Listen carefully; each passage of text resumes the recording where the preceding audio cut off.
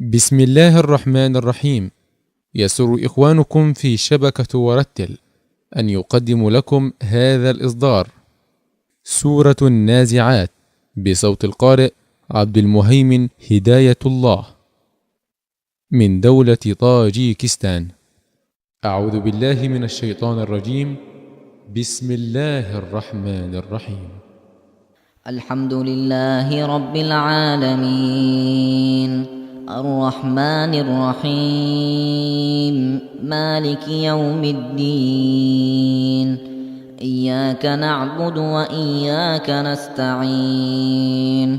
اهدنا الصراط المستقيم صراط الذين أنعمت عليهم غير المغضوب عليهم ولا الضالين.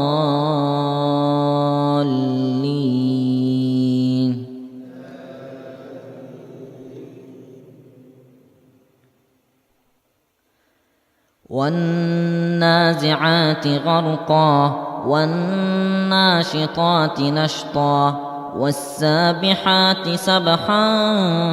فالسابقات سبقا فالمدبرات أمرا يوم ترجف الراجفة تتبعها الرادفة قلوب يومئذ واجفة أبصارها خاشعة يقولون أئنا لمردودون في الحافرة أئذا كنا عظاما نخرة قالوا تلك إذا كرة خاسرة فإنما هي زجرة واحدة فإذا هم بالساهرة هل أتاك حديث موسى إذ ناداه ربه بالواد المقدس طوى اذهب إلى فرعون إنه طغى فقل هل لك إلى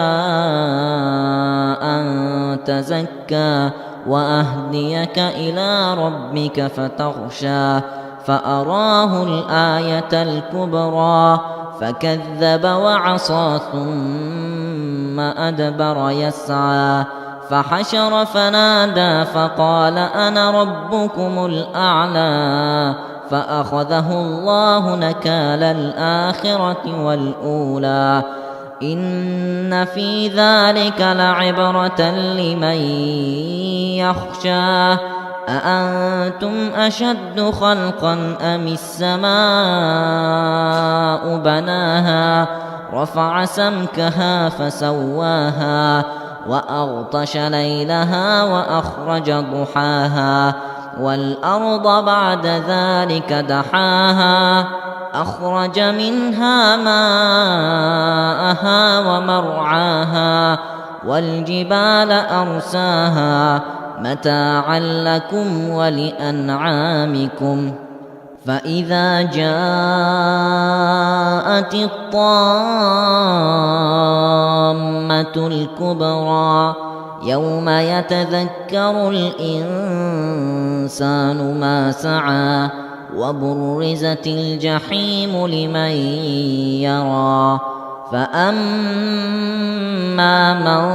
طغى وآثر الحياة الدنيا فإن الجحيم هي المأوى وأما من خاف مقام ربه ونهى النفس عن الهوى فإن الجنة هي المأوى يسألونك عن الساعة أيان مرساها فيم أنت من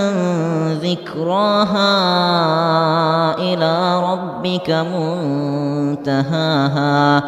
إنما أنت منذر من يخشاها كأنهم يوم يرونها لم يلبثوا إلا عشية أو ضحاها. حصريا على شبكة ورتل.